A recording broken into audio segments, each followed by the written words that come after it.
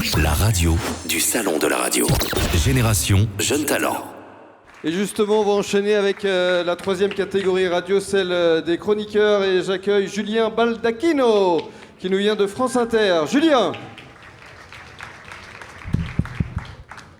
Bonsoir Julien, j'aimerais juste rappeler quand même que si on est là sur le salon de la radio.com, c'est grâce à Broadcast Associés, Visionnaire, Multicam, Maxillaire, RCS, Safe Diffusion, qu'on est également diffusé en plus de l'audiovision sur salon de la radio.com, sur la RNT à Paris grâce à Towercast. Donc Julien Baldacchino, un rapport avec Thierry Baldacchino peut-être, non ? Oui, c'est mon père. J'ai travaillé pour lui il y a de ça, au moins une vingtaine d'années. Julien Baldacchino de France Inter, si tu peux te présenter en quelques mots ? Ouais, alors j'ai 26 ans, donc je suis passé par l'école de journalisme de Bordeaux.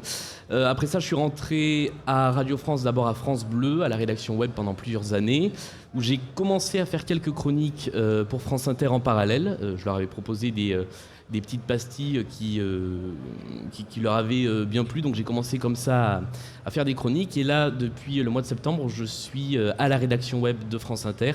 Et en parallèle, donc, je fais une chronique tous les 15 jours sur l'antenne d'Inter. Voilà. Eh bien, 2 minutes pour convaincre. Ouais. Dans la catégorie chronique, je vous demande d'accueillir Julien Baldacchino, si vous pouvez l'applaudir. Le Centre Pompidou fête ses 40 ans cette semaine. Pour l'occasion, Julien Baldacchino, vous êtes allé à la recherche de 3 choses qu'on ignore sur ce lieu. Oui, car derrière son allure de grosse usine en plein cœur de Paris, le Centre Pompidou renferme plein de petits secrets, à commencer par celui de ses couleurs, puisqu'à l'origine, il n'était pas du tout prévu par les architectes que ce bâtiment soit aussi bariolé.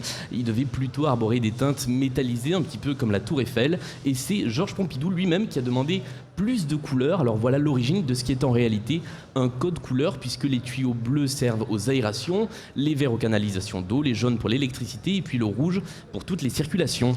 Vous avez aussi découvert l'origine du petit surnom du Centre Pompidou. Le fameux Beaubourg. L'imposant bâtiment est installé sur ce qu'on appelait à l'époque le plateau Beaubourg, l'un des derniers terrains vagues de Paris qui servait de parking à de pas des halles. Mais qu'est-ce qu'il y avait là avant ? Eh bien, jusqu'à sa destruction dans les années 30, ce grand espace était un quartier de Paris, et pas n'importe lequel, l'un des derniers à ne pas avoir été touché par la rénovation du centre de Paris au 19e siècle. Alors c'était des petites rues étroites, truffées de rats et de saleté, un lieu que les Parisiens appelaient ironiquement le Beaubourg. Alors Beaubourg, en réalité, ça vient d'un sarcasme typiquement parisien de l'époque. Julien, on termine avec une devinette ? Alors oui, quand on parle art contemporain, on pense souvent à l'artiste Jeff Koons. Alors d'après vous, David, combien y a-t-il d'œuvres de Jeff Koons dans les collections du Centre Pompidou ? Je suis un mauvais Parisien, j'en ai aucune idée. Eh bien, il n'y en a aucune, puisque le Centre Pompidou possède plus de 110 000 œuvres d'art et pas une seule de Jeff Koons. La raison, elle est simple, c'est que c'est beaucoup trop cher. Pour vous donner un ordre d'idée, le budget annuel du Centre Pompidou pour acheter des œuvres d'art, c'est 1 800 000 €. Une œuvre de Jeff Koons, ça se vend jusqu'à 50 millions d'euros. Il faudrait que le centre économise 30 ans pour pouvoir s'en payer un seul. Heureusement, il y a les donations, et grâce à la promesse de don de 2 riches collectionneurs américains, il y aura bientôt des Koons dans les collections de Beaubourg. Et ben voilà, on a appris beaucoup de choses. On le remercie, Julien Baldacchino, dans la catégorie chroniqueur, notre premier candidat de ce soir. Si tu veux bien rejoindre Rémi Castillo. Allez Julien, viens nous rejoindre pour répondre aux questions du jury. C'est Patrice Gascoin qui a donc pris le micro. Bravo Julien. Merci. Très clair, comme souvent. Une question, quand on est déjà un peu chroniqueur, comme tu le dis, sur France Inter, qu'est-ce qu'un prix des jeunes talents en catégorie chronique pourrait apporter ? Alors il y a plusieurs choses. Il y a d'abord le fait que je pense que même si j'arrive à avoir une fenêtre sur France Inter, j'ai encore pas mal de choses à prouver, et aux gens, et puis surtout à moi-même. Donc c'est un petit peu un défi que je m'étais lancé, de participer à ce prix-là.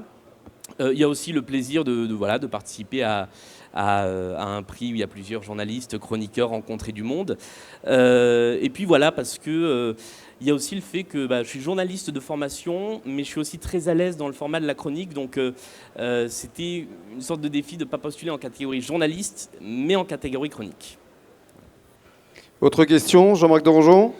Oui, alors moi c'est par rapport à ta chronique. Tu as fait une chronique qui était très claire, c'était très écrit, très instruit, j'ai envie de dire.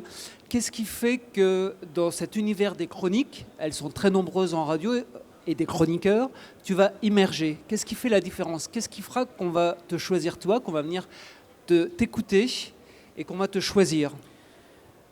Alors, en tout cas, ce que j'aimerais que pense l'auditeur s'il veut choisir, c'est pas forcément pour entendre des chroniques amusantes, parce que j'essaie pas particulièrement d'être drôle, mais par contre que ça attise sa curiosité, et c'est pour ça que j'aime bien disséminer des petites infos. Et en fait, voilà, ce que j'aimerais, c'est que les gens viennent écouter mes chroniques pour se dire je vais trouver un petit sujet comme ça et ça va me donner envie d'aller en savoir plus, d'aller regarder sur un documentaire, d'aller lire un bouquin ou même d'écouter une émission de radio plus longue sur le même sujet. En fait, voilà ce que j'essaie de faire, et ce qui, je pense en tout cas, peut être la différence avec d'autres chroniques, c'est que ce soit un déclic de curiosité pour les auditeurs. Voilà. Voilà, on le remercie, on l'applaudit. Julien Baldacchino. 3 days completely devoted to the radio media. Streamed live on the European Radio Show's own radio station in partnership with Broadcast Associates, Maxilair, RCS Europe, Multicam Systems, Save Diffusion, Towercast and Visionaire.